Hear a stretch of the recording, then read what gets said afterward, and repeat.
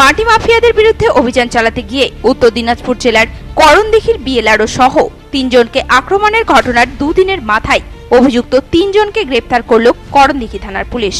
Police সূত্রে জানা গেছে, ধৃতরা হলেন জানি আলম, শাহ আলম ও অপু বর্মন।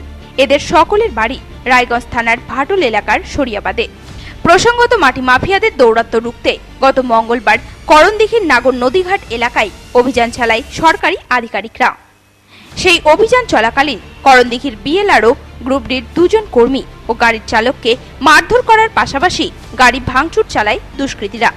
এই ঘটনার তদন্তে নেমে দুদিনের মাথায় অভিযুক্ত 3 জনকে গ্রেপ্তার করে করণদিঘি থানার পুলিশ।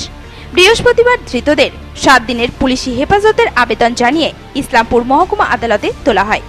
পাশাপাশি ঘটনায় যুক্ত বাকিদের খোঁজে তল্লাশি শুরু করেছে করণদিঘি থানার পুলিশ।